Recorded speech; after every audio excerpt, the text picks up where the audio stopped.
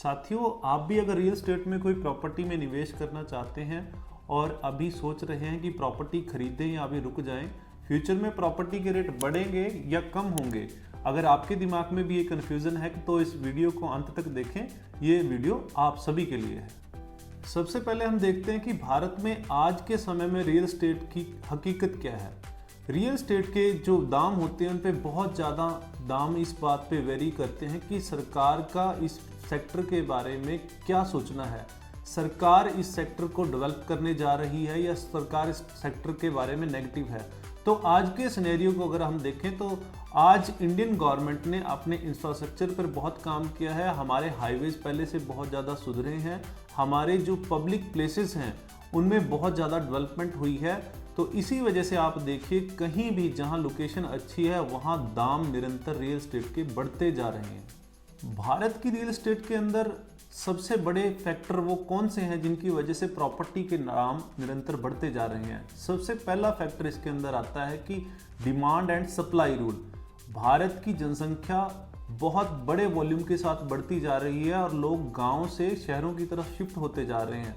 तो हर परिवार को आज रिक्वायरमेंट है कि उसके पास अपना एक प्लॉट हो, अपना घर हो, अपना फ्लैट हो। तो इस वजह से रियल एस्टेट के दाम यहाँ निरंतर बढ़ते हुए दिखते दे रहे हैं। दूसरा जो बड़ा कारण भारत में रियल एस्टेट की बढ़ोतरी का है वो है कि रियल एस्टेट के अंदर लोग सेफ इन्वेस्टमेंट को देख रहे हैं। रियल एस्टेट के अंदर आज हर घर का हर व्यक्ति इन्वेस्ट करना चाहता है। उसे लगता है कि कंपेयर टू अदर ये सेक्टर में निवेश करना बहुत सिक्योर है और इसमें आसानी से हम पैसिव इनकम के तौर पर इनकम बना सकते हैं, प्रॉफिट बना सकते हैं। इस वजह से भी भारत में प्रॉपर्टी के रेट बढ़ रहे हैं। रेंटल इनकम की डिमांड, बहुत सारे लोग जो अभी अपना घर बनाने में कैपेबल नहीं हैं उनको ज़रूरत होती है कि वो रेंट पे मकान ले लें और वहाँ आसानी से रह सकें।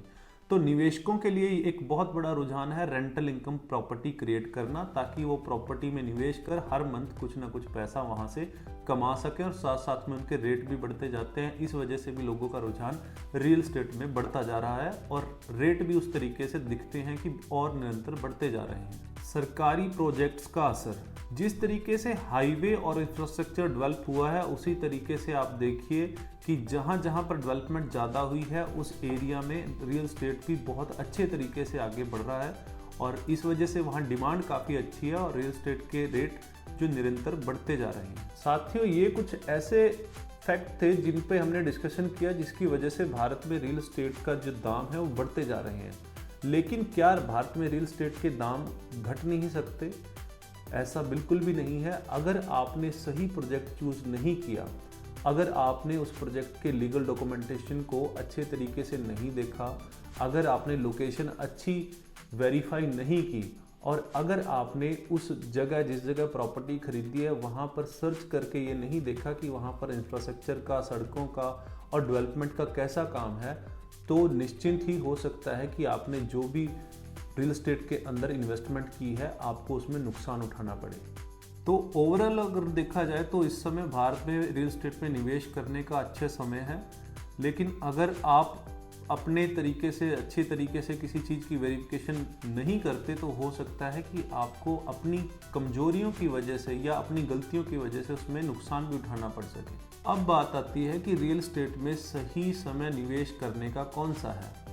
साथियों, रियल एस्टेट में सही समय निवेश करने का वो है जब आप फाइनेंशियल तरीके से और मानसिक तरीके से रियल एस्टेट में इन्वेस्ट करने के लिए तैयार होते हो। क्योंकि रियल एस्टेट में होता क्या है कि जो भी चीज़ आपको 2 या 3 साल पहले मिलती है उसके रेट 2-3 साल बाद कुछ और होते हैं और हमें उस समय लगता है कि काश मैं 2 साल पहले ये चीज़ ले लेता। लेकिन हमारे लिए सबसे सही समय वो होता है जहाँ से हम शुरुआत कर सकते हैं। तो आप अपनी फाइनेंशियल प्लानिंग करके अच्छे तरीके से रियल एस्टेट में अभी से शुरुआत करें। यही आपका सबसे अच्छा सही समय है। अगर आप चाहते हो आपका पैसा रियल एस्टेट में सुरक्षित रहे, आपको सही समय पर सही चीज़ मिले और भविष्य में आपको अच्छा रिटर्न मिले, तो रियासत प्रॉपर्टी आपकी मदद करने के लिए हमेशा तैयार है।